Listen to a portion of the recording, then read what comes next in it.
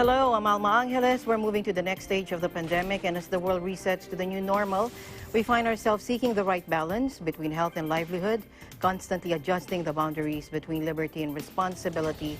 Welcome to Eagle News International. President Duterte started his fifth State of the Nation address with a tirade against ABS-CBN's owners.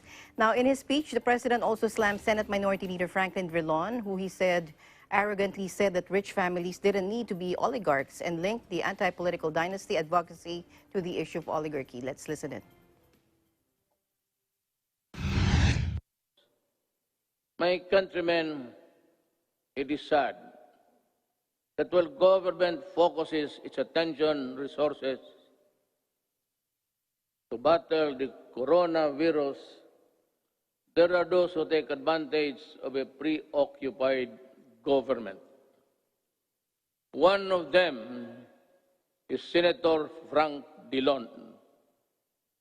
In an interview, he arrogantly mentioned, among others, that oligarchs need not be rich. Then he linked the anti-dynasty system with oligarchy, and the topic was my daughter and son.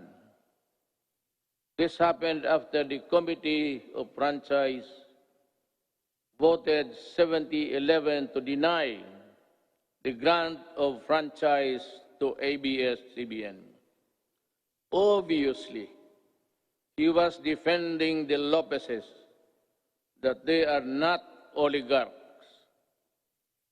Great wealth enables economic elites and corporations to influence public policy to their advantage.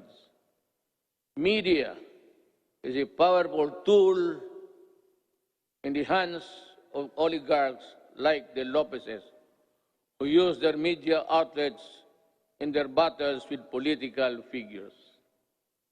I am a casualty of the Lopezes during the 2016 election.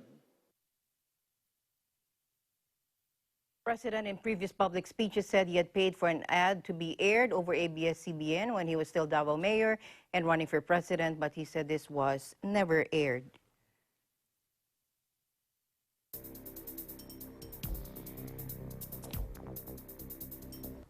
Okay, let's head on to the Netherlands, where Malu Francisco joins us live. Hello, Malu. Oh, hi, Alma. How are you doing today? I'm doing good. How are you doing? Okay, great.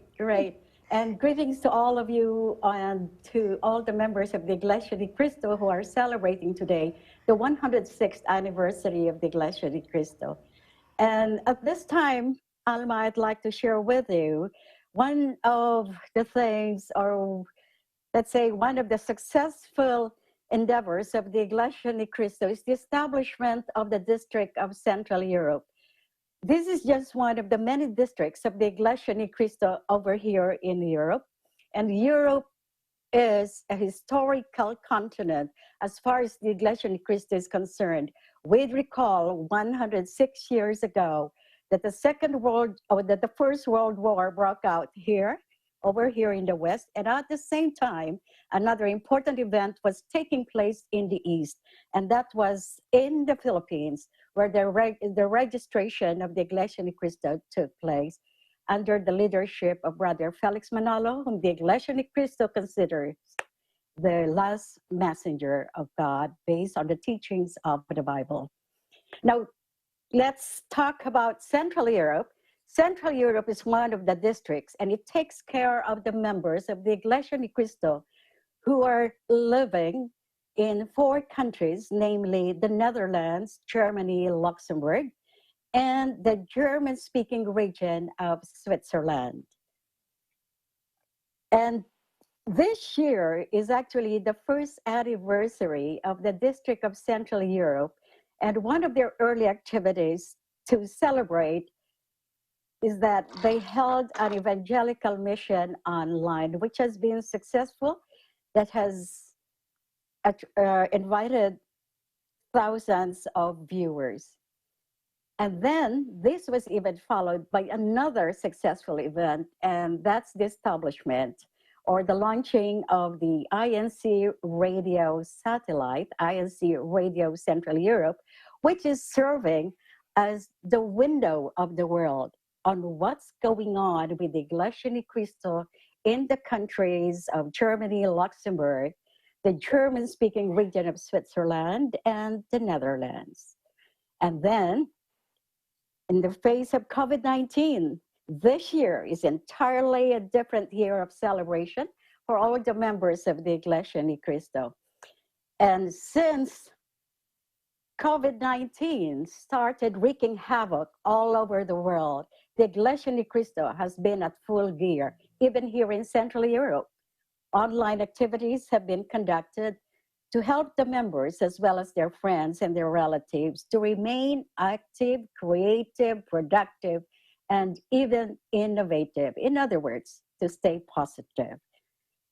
And today, Alma, when we talk about the success of the Iglesia Ni Cristo, we refer not only to the organizational success of the entire church, but we also refer to the success that is reaped by the individual members of the Iglesia Ni Cristo.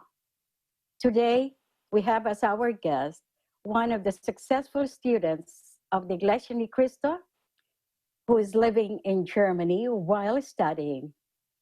And recently, she finished her doctoral degree in law, international criminal law, in the Albert Ludwig Universität Freiburg in Germany, or University of Freiburg, with a distinction magna cum laude in both her dissertation and oral defense. She comes from a family of legal experts, and we're talking about Attorney Angela Leonor Cuevas Aguinaldo, who is with us, who is an active member of the Iglesia Ni Cristo. And she's an officer of the group worship service of the Iglesia Ni Cristo in Freiburg, Germany. And she's the first and only Filipino doctoral researcher in the Max Planck Institute for the study of crime, security, and law, formerly Max Planck Institute for Foreign and International Criminal Law. She's the first Filipina to finish Masters of Law in Forensics, Criminology, and Law in Maastricht University, the Netherlands, as the first Filipina student of said program. She graduated with distinction cum laude and part of the Masters of Law Honors Program. For her paper, she wrote, East Meets West, the development of mutual legal assistance in criminal matters between and within the Association of Southeast Asian Nations and the European Union.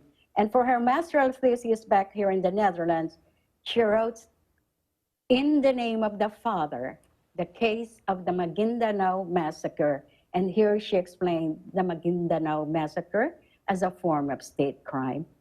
So this time, I would like to ask Attorney Aguinaldo, how has the experience been living as a PhD student in Germany, especially at the time when COVID-19 came? So let's have our lawyer, Attorney Angela. Hello, Attorney Angela. Okay. Welcome to the program. Hello, good afternoon, or good evening. Thank you for having me, first of all, here in the program. It's an honor to be here. And thank you, Ms. Malu, for introducing me.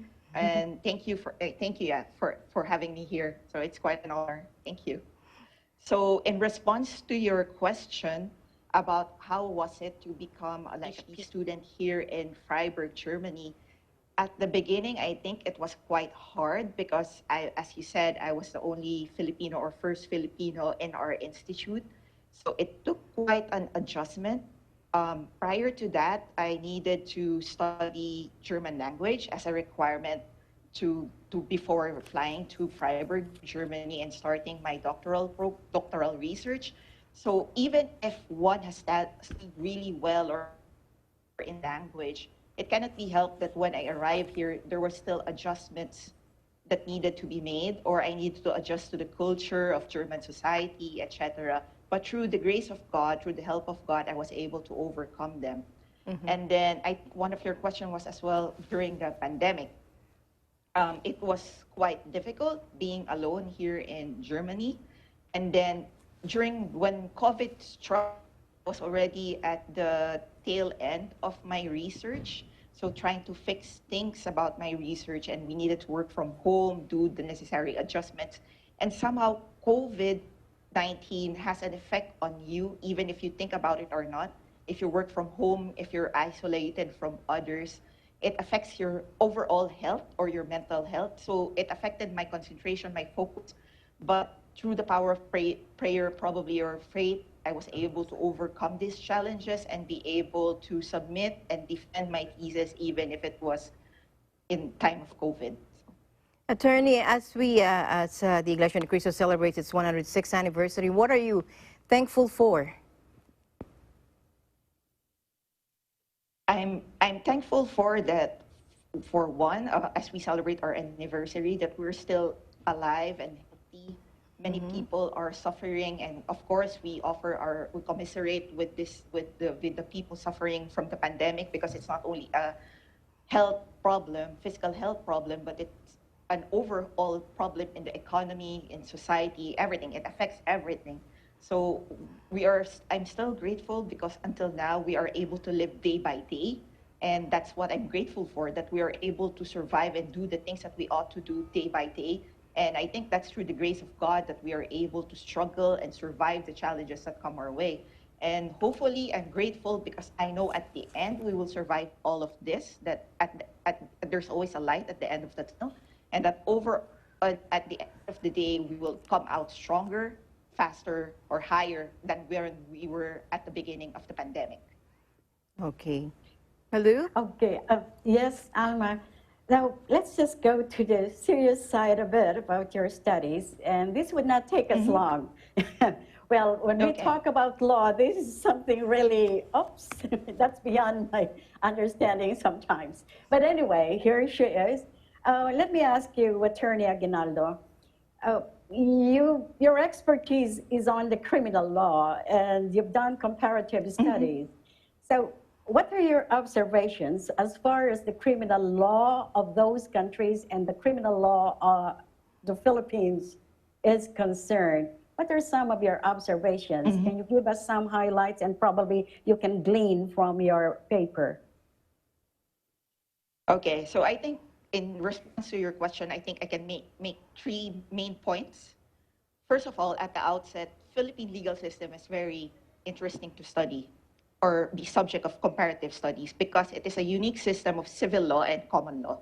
So we're very rich in principles and context, that when you compare it with other studies, it becomes like a very interesting undertaking to analyze Philippine legal law in comparison to other studies. And coming specifically from my paper, the Philippines, even though we practice mutual legal assistance, so for the benefit of those who don't know what mutual legal assistance in criminal matters is, it's basically the younger brother or sister of extradition. But this time, instead of cross-border transfer of a person, you are transferring evidence. The Philippines has a practice of mutual legal assistance in criminal matters, but we don't have any specific domestic legislation on it. So it's basically treaty-based. But according to my study, there are so many loopholes that needs to be answered for it to be very effective with respect to the Philippines. We are making it work on an ad hoc or practical basis, but on laying down the specific guidelines and parameters, there's still room for improvement. And then on a third note, my last note about the Philippine legal system, there are so many issues right now arising from the Philippines because of new laws, new regulations regarding crime, like terrorism, the anti-terrorism law. Coming from a comparative criminal law discipline, and as well as a criminal law, security law perspective, this reflects actually the worldwide trend that mixes security with criminal law. That's why it may be questionable for many, because it is a trend that is ongoing elsewhere. Normally, if we speak of criminal law, you have already perpetrated the act. But however, in some countries, even if you are already still only in the preparatory phase of the crime, you are being punished. I think here in Germany, we also have that. You can be arrested if you're flying out of the country to join ISIS or join a terrorist group. You can easily be prosecuted for such. And I think this is an ongoing trend that needs the attention of everyone. Not because we have questionable constitutional issues in the laws that are being made now in the Philippines, but we have to take note of the trends worldwide. And this will give us a better understanding that the Philippine law is not a monopoly in itself. It doesn't exist in autarky, but it must be read or studied in relation to other criminal laws that are being drafted and legislated in other parts of the world. Well, attorney, with that, I think you're giving some kind of stimulus, like stimulating ideas among the law students as far as the criminal law in the Philippines is concerned. And I think Yes. you can be a very good reference. And we just wish we could have more time to talk with you about your experience. And you have so much to share. But we'll devote more time and conduct an exclusive interview with you. So at this time, do you have any message to your family back in the Philippines? And I know they should be waiting for you, eager to see you again. What will I say? I hope that they are safe and sound, and that I would like to greet my family and the rest of the members of the Church of Christ a happy anniversary, as well as the brethren in Central Europe and my fellow members and brethren in Schwarzwald Group Worship Service, District Central Europe. And I wish you God. I pray for everyone's safety and health. So God bless. Thank you very much. Thank you very much. Thank you very much, Malu, and thank you very much, Attorney Angela. Thank you so much, Malu, for your time. Thank you. Yeah, thanks so much for having us, and we wish you all once again the best for the year to come as the Iglesia ni Cristo enters another year. Thank you. Thank you very much. Okay, let's go ahead and over to Canada, where the Honorable Kevin Lameroux, a politician from Manitoba, and Malaya Marcelino, also from the Legislative Assembly of Manitoba, joins us live. Hello, ma'am. Hello, sir. Good morning, or good evening, I should say. Good morning in Canada, and good evening from Manila.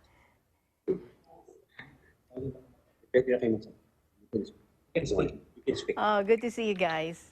Hello, how are you doing? I'm doing well. It's a bright, early, sunny morning here in Manitoba, Canada. And things are going well. And Miss Malaya, hello. Welcome to the program. Hi. Okay. Hi. Hello, Miss Malaya. Okay, so could you please tell us more what is going on there right now? Could you please give us a situationer on what is going on in Manitoba right now? Well, Sister Emma, if I can kind of maybe just start off, much like in the Philippines, there's a new normal in regards to the coronavirus, as you yourself have said it. And I think that it's going relatively well, as here in Canada, we're trying to restart the economy. Canada is a fairly large country geographically, so different parts of the country, depending on their impact to date with the coronavirus, is starting in different ways. September is our school year, and we're hoping to see kids back in school in some form as early as September, but it's still kind of a wait and see, and let's listen to our healthcare experts. Just like in other countries, they're starting to give the mandatory orders on mask wearing. Is it the same in Canada? In Canada, it depends on the provinces. Okay. So, for example, in Ottawa, where Parliament Building is, the capital of Canada, you have to wear masks if you're going into stores. Here in Winnipeg, you can go to Jollibee's and you don't have to wear a mask. Okay. Miss Malaya, how are you doing? I'm good, thank you. And where are you right now, may I ask? Right now we're here at the INC Church in St. James Park of Winnipeg, Manitoba. It's a very, very nice church in a really nice neighborhood. And behind me are many care packages that the brethren have prepared to distribute to the less fortunate here in our city and in our province. Actually, when I first came into this space this morning, I almost cried because I was very, very touched by all of the Avi's hard work and dedication that the INC brethren have put together in order to prepare these care packages for those that are less fortunate, especially for low-income seniors and indigenous population in northern Manitoba. So I was so moved by the efforts of the brethren here in Winnipeg. The last time I saw you on TV was another aid to humanity for the elderly there in Manitoba. Yeah, that's right.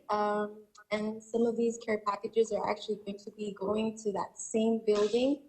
The INC brethren have committed to having an ongoing relationship with those low-income seniors from that building. And in addition, there are also the INC brethren here in Winnipeg are committed to having a relationship to other northern Indigenous communities here in Manitoba that experience a lot of isolation and extreme poverty. So it's really, really great to have that relationship between the church brethren and these communities. It means a lot. And Honorable Kevin Lamoureux also, how has the Iglesia ni Cristo helped over there in your part of the area of Canada? Well, you know, it's actually been very helpful. We need to think in terms of, you know, Church of the Christ is a world church that has you know, followers throughout, and here in Canada, it has been a part of the administration's approach for aid in humanity. You know, Mila made reference to some previous events that we've had or previous support for seniors. It doesn't matter where you are in the world, there's always a need to support seniors and those that are less fortunate. There is poverty in Canada, and on more than one occasions, on many occasions, the Congregation of Church for Christ, the local chapter here in Winnipeg, has really come to the table to support people that really need that support. So here in Winnipeg North, the area that I represent in Canada, there's two locations that are going to be benefiting from the brethren of the Church of Christ. And it's not the first time here in Winnipeg North, and I know it won't be the last time, as you know, providing some of these necessities goes a long way, especially during the coronavirus. Many of those seniors that are going to be helped today, for example, have very little outside contact because our seniors are more vulnerable than others in society. So, you know, the Church of the Christ is really stepping up and helping those that really need to be helped. And as an organization, it is wonderful to see, and the administrators and congregation have just done a fantastic job in reaching out and helping people. What about office? How are you doing? Is it still a work from home in your area? How is office over there?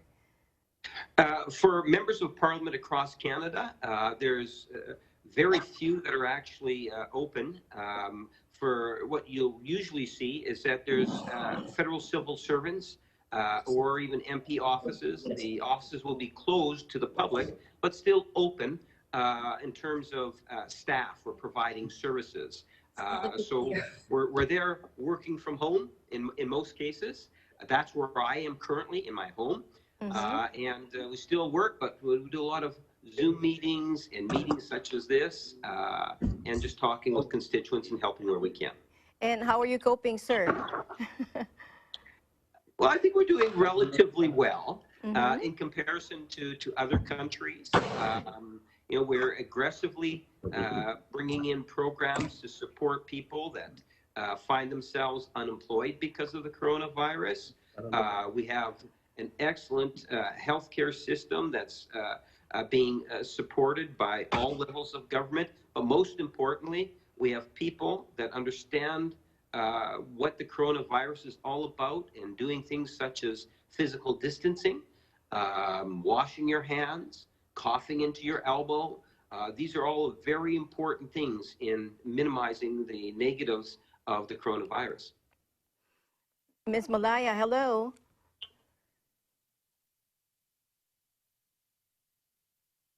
Hello, Ms. Malaya, can you hear me? Yeah, hi. Hi. Okay. So behind you, I can see some bags, some goodie bags. What is happening right now? What is about to happen today? Well, today, I understand to celebrate the 106th anniversary of the INC worldwide. Um, the churches here, the congregations here have prepared this food and supplies distribution to different centers. So that's one of the ways that we're celebrating here in Manitoba by showing our compassion and our love and service to our community here. Okay. Thank you very much. And is Brother Jimmy there and Brother Sydney with you? Yeah, we're here, Sister Alma. Okay. Miss Piggy. How are you doing po? We're good po. We're good po. How about you po? Doing good po. Happy anniversary to everyone po. Yeah, same to you po. Happy anniversary rin po sa inyo. Okay. So is Brother Sydney also there? Yeah, he's beside Hello me. po, Hello po, Alma. Brother Happy Sydney. anniversary Yes. to all of you there. Happy anniversary. Would you like to say something to our viewers right now? Yes, we greet all of our members and all of the people also all around the world a very happy 106th anniversary, as well as our dearest executive minister, po, Brother Eduardo B. Manalo. And we are here with our sister Malaya and also our brother Gerald. And we are so thankful po for their presence and joining us as we celebrate our 106th and also reach out to our communities here in Manitoba. Sister Malaya has been very beneficial po and helpful in allowing us to reach out to the communities here. And we truly feel her compassion for the community that she serves. We're so thankful for all that she does. And we're also so thankful po that she was able to join us here this morning. Mm-hmm. But we greet everyone po, and we're so happy that we're able to take part of this on our 106th anniversary po. Happy anniversary po. Sir Jimmy, Po, any message po? we just wanted to greet the president all over the world and especially to our executive minister, Brother Eduardo B. Manalo. Happy 106th anniversary po. And hopefully, more victories ang ibigay sa atin ng Panginoon Diyos, ano? And we always praise our Lord God because He is the one helping us in all our spiritual endeavors, especially here in Manitoba. We receive a lot of blessings, non-stop blessings from our Lord God. That's why we are very thankful. And also to the church administration. Sister Alma po, Yes po. I also see our brother Kevin Lamoureux. Brother Kevin, Brother it is Kevin. such a blessing to see you again po. It's such a blessing to see you. And Brother, we also thank you, Brother Kevin and Sister Cindy Lamoureux for all that you do, always supporting the activities inside the church. And we're so very thankful that on our anniversary, you're able to join us. You'll be able to join us on this day. So Brother Kevin, good morning to you and Sister Cindy as well. I know she'll be meeting with us later.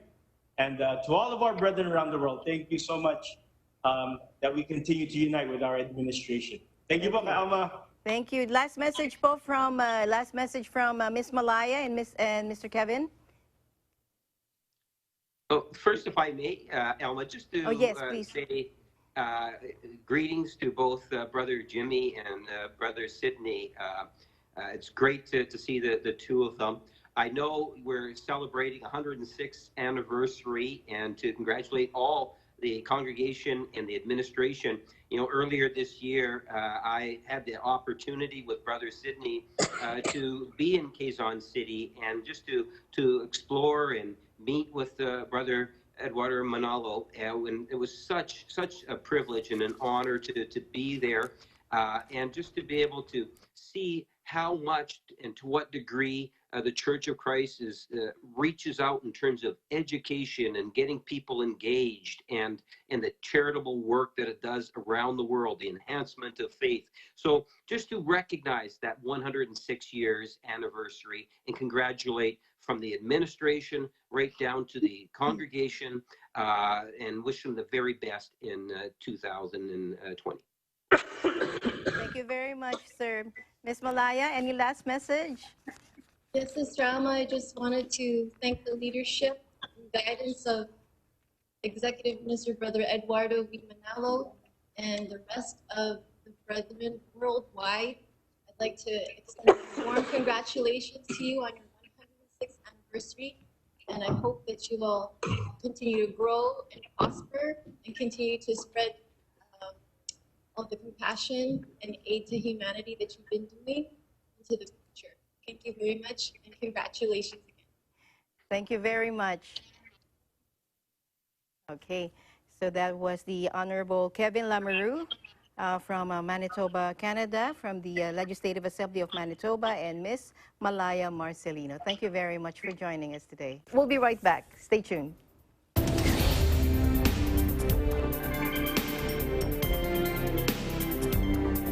Mula noon hanggang ngayon, gabay natin ang MTRCB ratings sa matalino at responsableng panonood.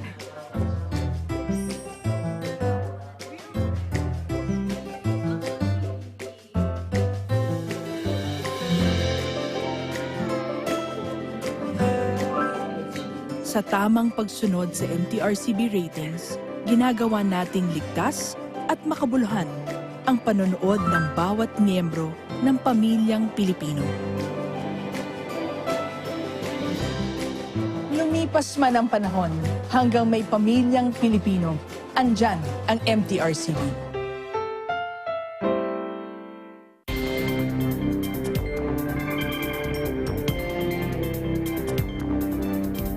All right, joining us live, welcome back. Joining us live from Bangkok is our EBC correspondent, Cristel Mapa. Hello, Cristel.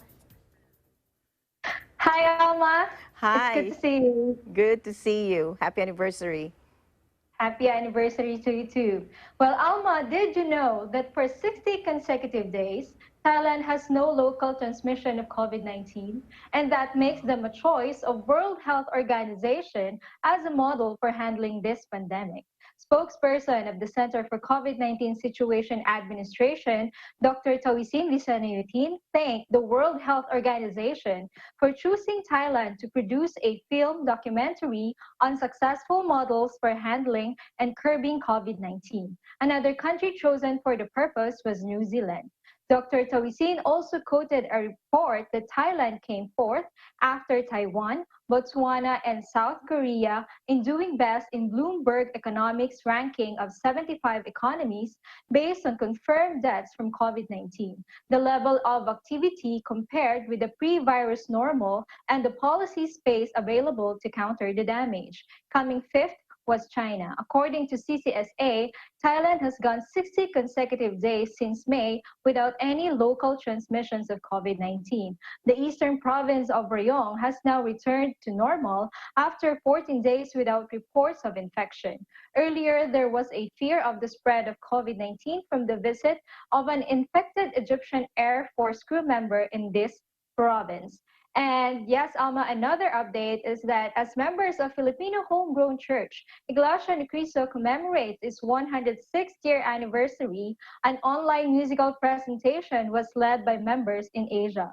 Physically distant but spiritually united, staying homes with their gadgets, members of Iglesia ni Cristo in different countries in Asia, such as Malaysia, Macau, Hong Kong, Japan, Taiwan, South Korea, and Thailand participated in an online musical presentation entitled Songs of Salvation. The live streaming event was intended to commemorate the 106th anniversary of the Church of Christ around the world. Through the use of technology, participants were able to present a musical show that showcased the national costumes of the countries that they are in while rendering Christian songs, all done through the use of advanced technology to keep them safe at home. Participants were not hindered by each country's restrictions because of the pandemic, but rather took advantage of the situation to give hope not just to the brethren, but to the whole world. Back to you, Alma. All right, thank you very much. Happy anniversary to you. Stay safe, stay healthy. Thank you, Alma. And just before I go, I would like to greet all members of Iglesia ni Cristo around the world, especially to the Executive Minister, Brother Eduardo V. Manalo, and to your family po. A happy 106th anniversary. Reporting live from Thailand, this is Crystal Mapa. We live in interesting times. All right, thank you very much, Crystal. Okay, let's head on over to Malaysia, where Gail Aldos joins us live. Hello, Gail. Hello, Alma. Good evening. Good evening. Here is the short latest news in Malaysia. For National Month, it is a time to express togetherness in fight against COVID-19. The 2020 National Month and Fly the Jalur Gemilang campaign to be launched simultaneously nationwide on Tuesday, tomorrow, July 28, will not only serve as a medium to enliven the spirit of patriotism, but also as a platform to celebrate the spirit of togetherness in the fight against the COVID-19 pandemic. Malacca Information Department Director Muhammad Rizal Hashim said the celebration was different this year as Malaysian steadfastness was tested in a war against an invisible enemy, which required the people to be united and compliant with the government's directives to break the chain of virus infection. He said to Bernama yesterday, although there are no large-scale celebratory programs, people's participation in displaying their patriotism and appreciation for the sacrifices of the country's heroes can be demonstrated by flying the respect buildings and houses. Malacca Chief Minister Datuk Sulaiman Muhammad Ali scheduled to officiate the program at state level in Serenagri Auditorium, Ayer Keroh on July 28, simultaneously with a nationwide launch which can be watched live via the Malacca government and the Information Department Facebook accounts. Muhammad Rizal said during the event, the Merdeka Info on Wheels program organized by the Malacca Information Department will also be launched. He said that the mobile announcement would be carried out by the department's vehicles aimed at organizing 60 programs and distributing 6,000 national flags throughout the national month. In conjunction with the Merdeka celebration, numerous activities will also be held, such as Merdeka at Community, National Speech Contest, Merdeka Poems Recitation Competition, and Click at Merdeka Photography Competition from July 16 to September 16. Back to you, Alma. All right, thank you very much, Gail, for your updates there in Malaysia. Stay safe, stay healthy. Thank you, Alma. Reporting live from Kuala Lumpur, Malaysia, this is Gail Aldos, and I am wishing everyone around the world a happy 106th anniversary. We live in interesting times. Indeed. And from Sri Lanka, we are joined live by Vanessa Viloria Silva. Hello, Vanessa. Hi, Alma. Good evening. Good evening. Go ahead. Yes, I think we're having problems with your audio. Can we get back with you in a short while after Steffi? Okay. Okay, joining us live from the island of Maldives is Steffi Dewan. Hello, Steffi. Alma, hi, good evening. Good evening. Yes, President Ibrahim Mohamed Sali on Sunday delivered a televised speech on the occasion of Maldives' 55th Independence Day. During his address, the president called on political actors to prioritize national interest and to rise beyond shared differences and to not politicize every tribal things to create divisions and strife within our community. According to the President Soli, given the Maldives attains its present freedom through peaceful means and foresight, the country's national policy and political direction should also ensure that continued independence is maintained in similar harmonious fashion. Further highlights from the President's address, referring to the Maldives multi-party democracy, he affirmed the Soli administration would value the input of those in disagreement, welcoming such assistance in the pursuit of broad national interest. Reflecting on the island nation's advancement through its tourism and fishing industry, the President remarked that time was ripe to begin economic diversification. He spoke on the importance of women and youth participation for the development of other industries to expand Maldives' human resource capacity and strengthen the Maldives' economic portfolio. President Soli called on Maldivian citizens to meet their collective and individual responsibility to do their utmost to help their country develop and prosper.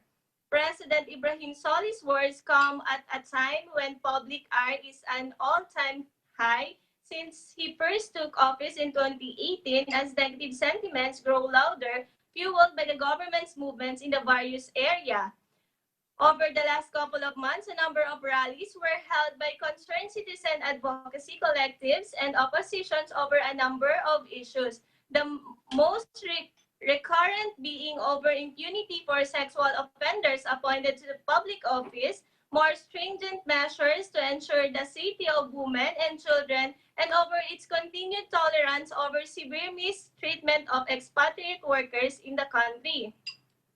Therefore, though the President urged citizens to play their part to boost the Maldives' progress on July 15, the government drew criticism for issuing a statement that chastised civil society on the vague grounds that narratives and initiatives for certain not-profit organizations. With respect to President Soli's expression of a peaceful future, amid various expat-led protests that took place between March to July as last week, the Chief of Dependence, Major General Abdul Shamal, publicly equated the action of foreign workers to attempts forward taking over the nation, describing the migrant worker situation as a national security threat. And a throwback of bloodletting activity in Maldives, aside from helping the community through aid to humanity in different parts of the world, another social civic activity that members of Iglesia ni Cristo voluntarily joins is Blood Donation Drive. A bloodletting activity was conducted in Majudimagu, Henberu, Maldives by members of Iglesia ni Cristo who gladly donated their blood to those who are and will be in need. This also benefits the donor as they will be a priority when the time comes that they will be in need of blood and other medical benefits. They underwent necessary screenings to become a donor with the aim to do good to those who are in need. They willingly donated blood with smiles. Back to you, Alma. All right. Thank you very much, Steffi. Stay safe, stay healthy, and happy anniversary to you. Thank you so much, Alma. Happy 106th anniversary to all the members of Iglesia ni Cristo. This is Steffi Di Juan reporting live from Maldives, and we live in interesting times. Thank you, Steffi. Okay, let's go back to Sri Lanka, where Vanessa Viloria, we'll try and get back with and get Vanessa Viloria Silva. Hello, Vanessa. Hi, Alma. Good evening. Good evening. Okay, now I can hear you well. Go ahead, Vanessa. Yes, Alma. INC aid to humanity in Sri Lanka. Even before the pandemic hit the island country of Sri Lanka, members of Iglesia ni Cristo in this region has been doing aid to humanity. This gives true hope to Sinhalese people that even in this part of the world, a Filipino homegrown church reaches to them in the best way that they can by providing some basic needs, food, and most especially the words of God. Happy 106th anniversary to everyone. Back to you, Alma. Thank you, Vanessa, and thank you for reporting today. I thought you wouldn't make it. Thank you so much, Vanessa. Happy anniversary. Thank you so much, Alma, reporting live from. Thank you so much, reporting live from Sri Lanka. This is Vanessa Viloria Silva, and we live in interesting times. Thank you, Vanessa. It's cute. All right, over in Bangkok, Gila Pablo joins us live. Hello, Gila. Yes, Alma, good evening. Good evening. Iglesia ni Cristo, and they led Aid to Humanity led by the minister's wives. In times of great need resulting from the widespread of COVID-19, a pandemic that hit the livelihood of many, members of the Church of Christ continues to extend help, obeying and upholding brotherhood in their church and to care for their fellow men. An Aid to Humanity was held to inspire and strengthen OFWs during this hard situation. With hearts eager to help, the activity was led by the minister's wives who traveled in different parts of Bangkok and even in Rayong province. The distribution of personal hygiene items and dry goods were given with great care following wearing of masks and social distancing. Back to you, Alma. All right. Thank you very much, Gila, for your time. Thank you so much for joining us today. Thank you so much, and I would like to take this opportunity to greet all the members of the Church of Christ or Iglesia ni Cristo in ASEAN region, a 106th anniversary. This is Gila Pablo reporting live from Bangkok, Thailand. We live in interesting times. Thank you, Gila. All right, joining us live from Cambodia, here's Crystal Ann Ballesteros. Hello, Crystal. Good evening, Alma, and to all our online viewers. First of all, I want to greet all the members of the Iglesia ni Cristo happy 106th anniversary. For Cambodia's special live coverage today, the coronavirus cases are getting risky again with 225 cases. 147 recovered patients are still higher than the infected ones. Amidst this pandemic, Iglesia ni Cristo still gives hope to its countrymen, and as part of this remarkable event, let us watch the highlights of Iglesia ni Cristo's humanity in 2019 and earlier this year.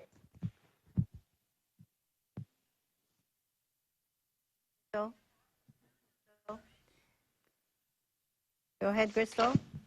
Go ahead, Crystal. Oh, okay. Hello. Oh, okay.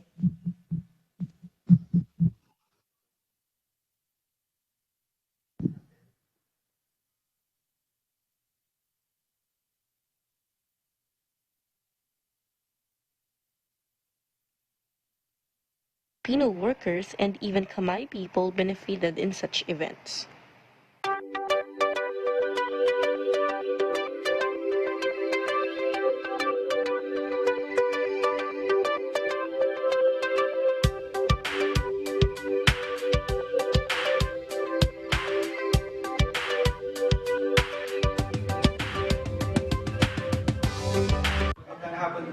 Maraming salamat po sa pag-invite sa akin dito sa Iglesia ni Cristo.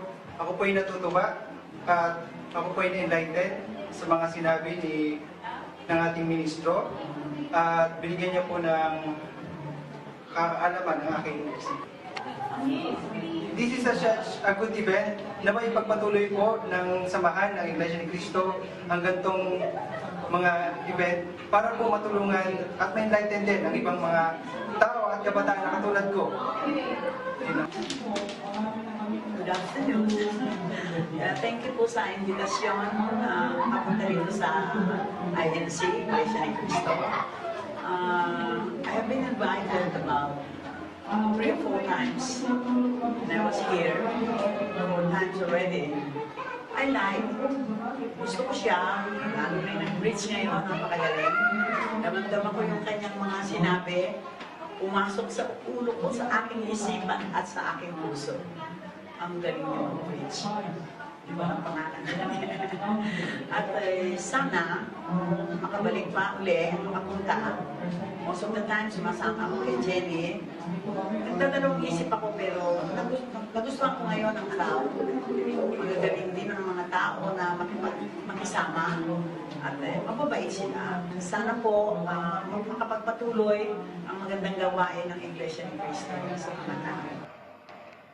Medical mission, entertainments, and evangelical mission are also part of the said event to welcome everyone and introduce social civic program of Iglesia ni Cristo worldwide.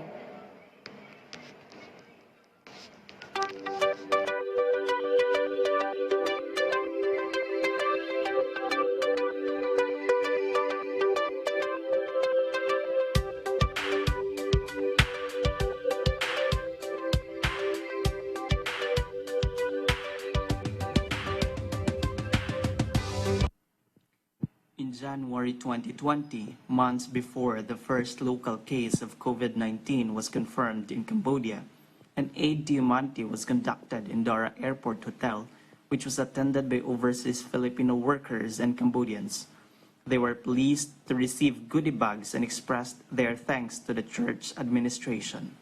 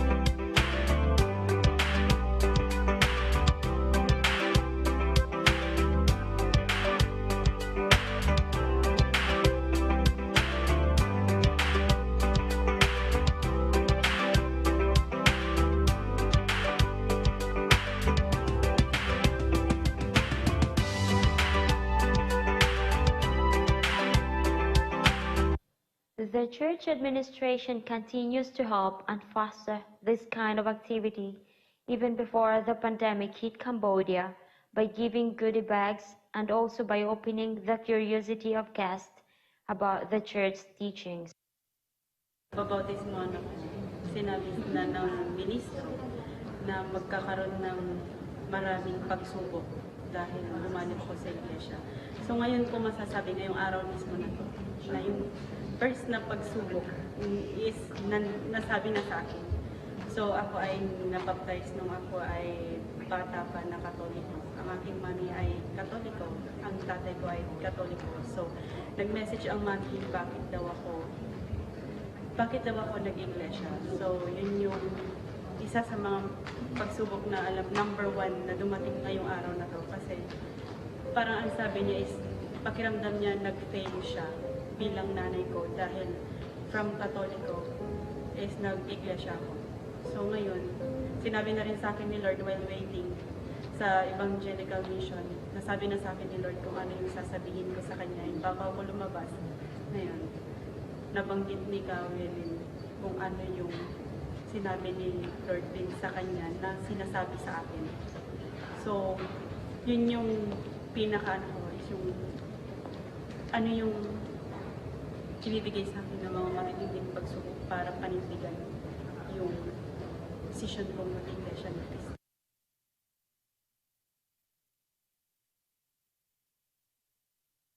Filipino workers and even Khmer people benefited in such events.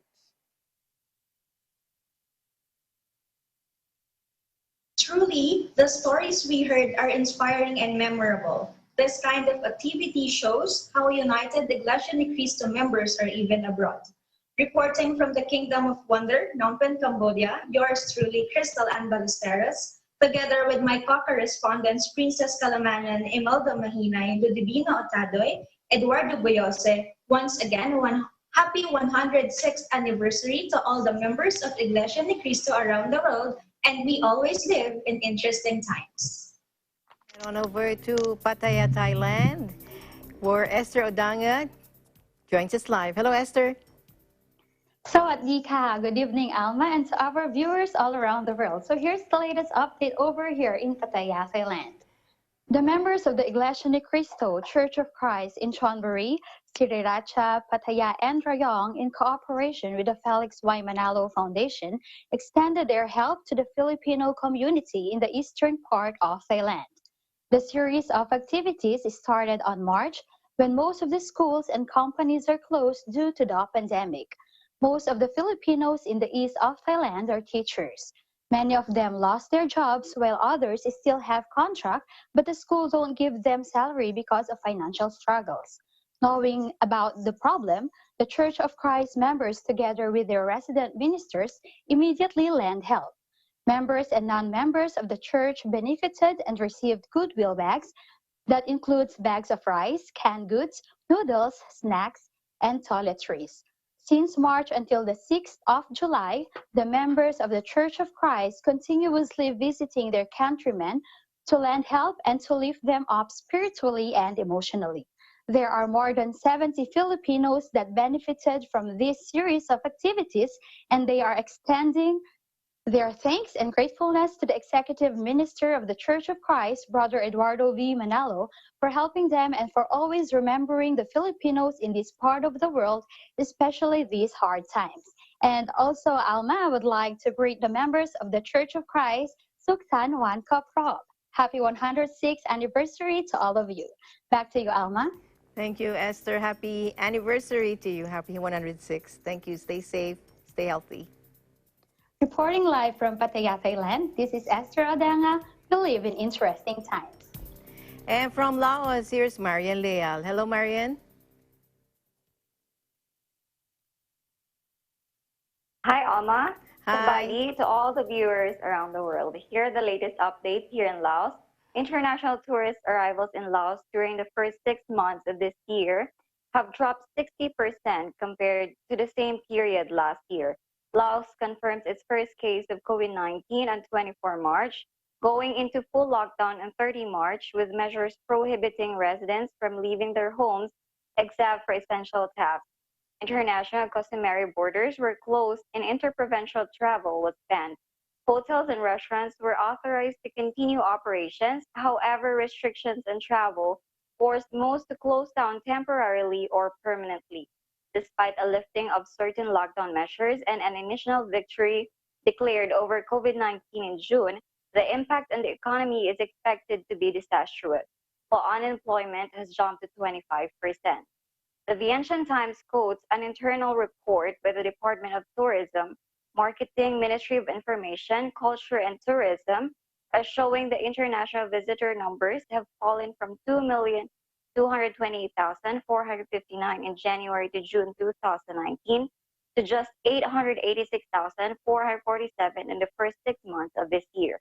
While the tourism industry in Laos has been affected by the loss of international arrivals, a domestic tourism campaign is beginning to take place.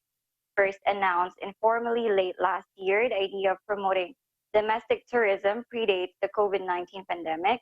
However, it has become all the more pertinent amid the current economic downturn.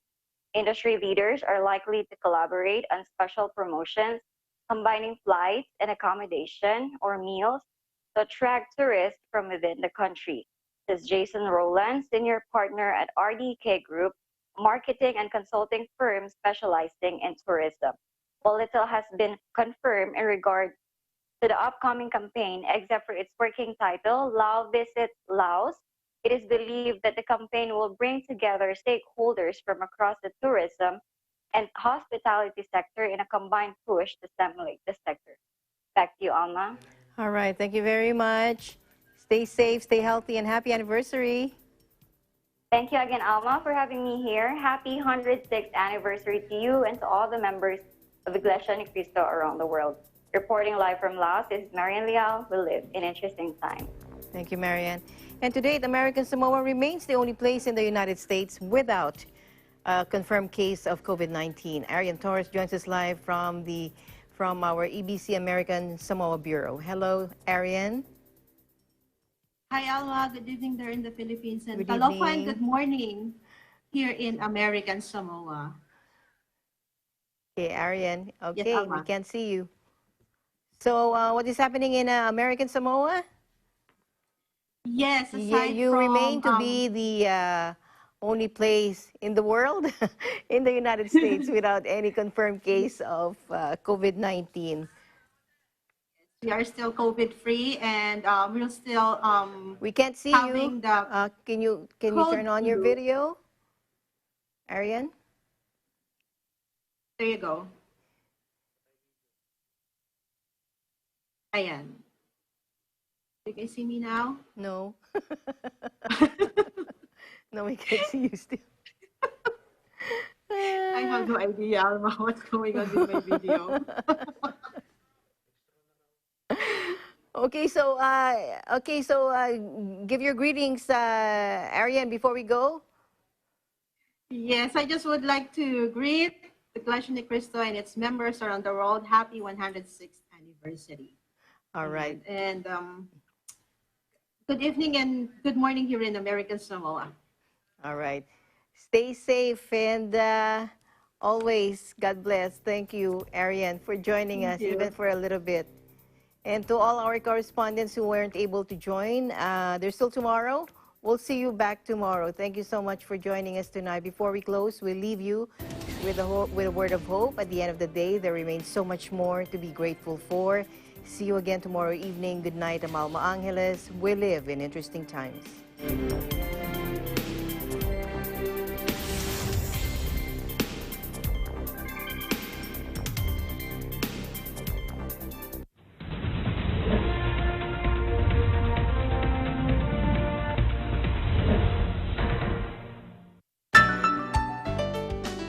This is Net 25, a commercial UHF television station owned and operated by the Eagle Broadcasting Corporation, transmitting on a 50 kilowatt output with NTC permit number BSD-0184-2.